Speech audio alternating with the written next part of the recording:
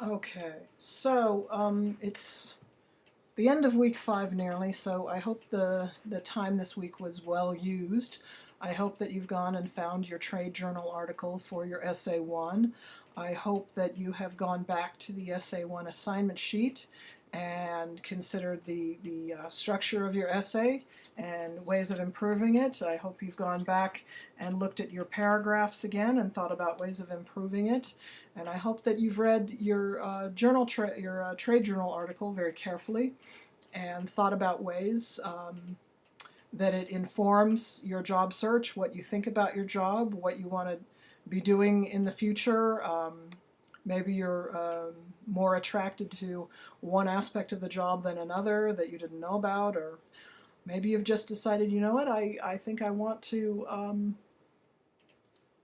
spend my life being a photojournalist in South Africa instead. I don't know, but whatever you come to, I hope that you're having a good time revising Essay 1 and that it's informing your thoughts about where you're going. So let's see. I want to think next about Essay 2. We should be getting ready to do that pretty soon.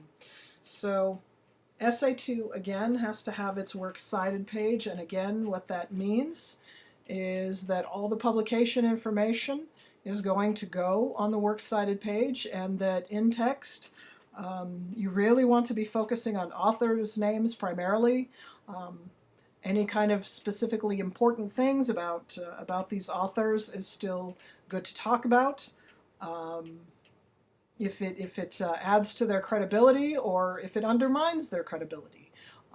These are fine things to bring in text, but dates of publication and titles of containers and all of that goes on your works cited page. Don't junk up your prose style with that. When you've got a works cited page, use it to your advantage. Okay, so I have some pretty good advice, I think, for revising your Essay 2.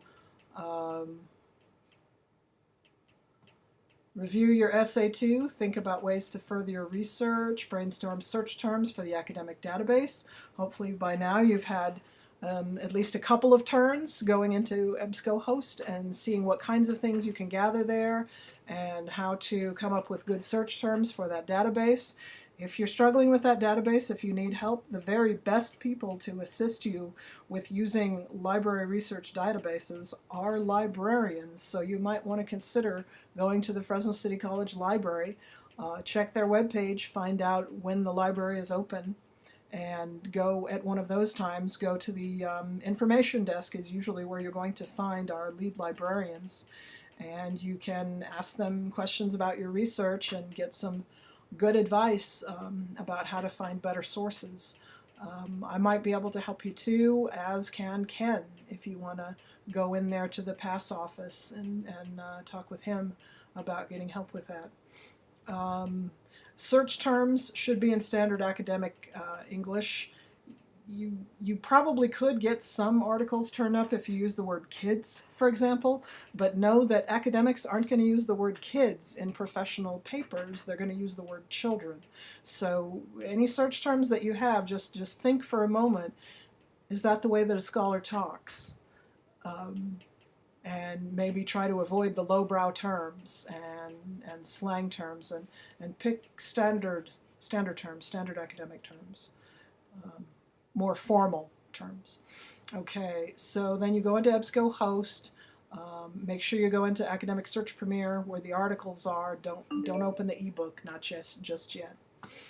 You're going to select Advanced Search because that gives you a whole lot better ways of narrowing and controlling and finding what you're looking for. You type in your search term. If your search term gives you 10,000 articles, you know that you're not going to go through 1,000 pages to read those titles, and it might not order them in a way that's useful for you. So you want to make sure, first of all, you can do PDF full text or just full text to make sure that you can read what you get. You can narrow down by using the source types feature in the lower left panel.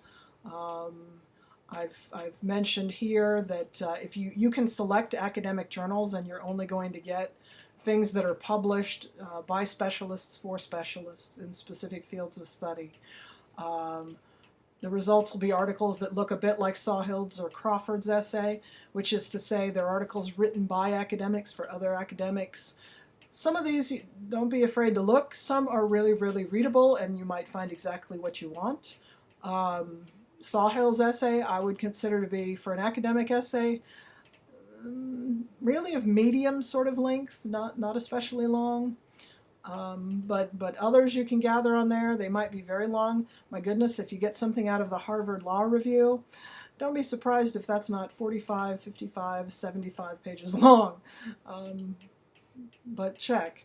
So others can be really long. They might have really high level, really challenging vocabulary.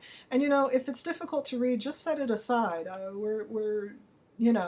Time is of the essence here. Plus, you want to kind of enjoy this process a little and find things that are interesting to you and not painful to read.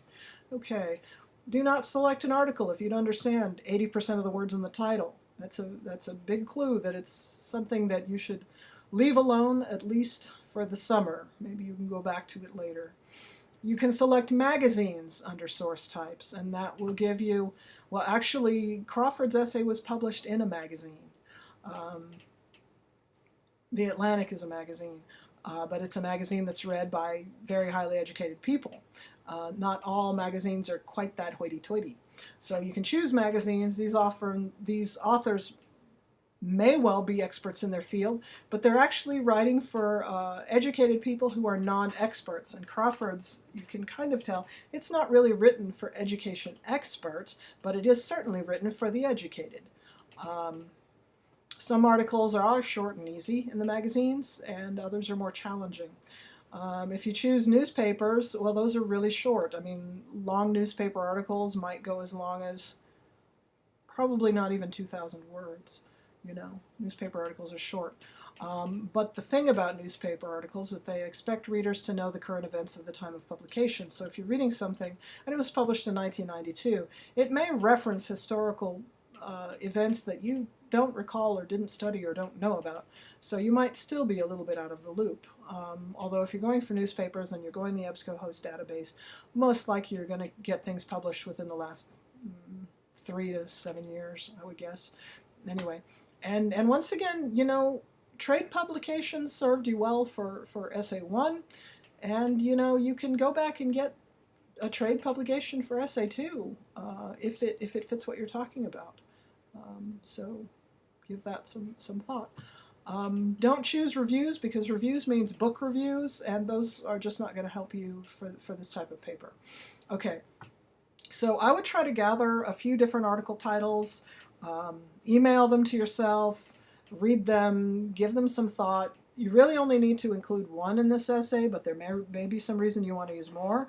But more importantly, something might look super good to you right away, and you email it to yourself, and then you sit down to figure out how you can use it, and you realize that it's not really all that.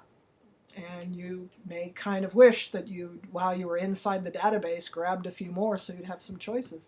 So that's just why you should, whenever you go into that database, have a plan A, a plan B, a plan C. Get more than you need so that you have good choices.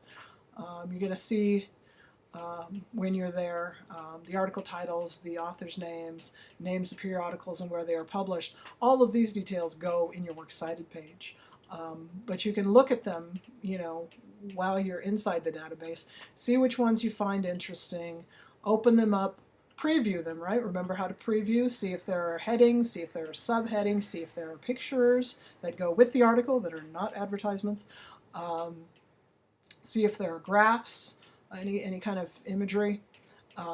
Get a sense about what's going on. Before you just start reading from word one, you should always preview and get a sense about where the article is going before, because you don't want to misunderstand it.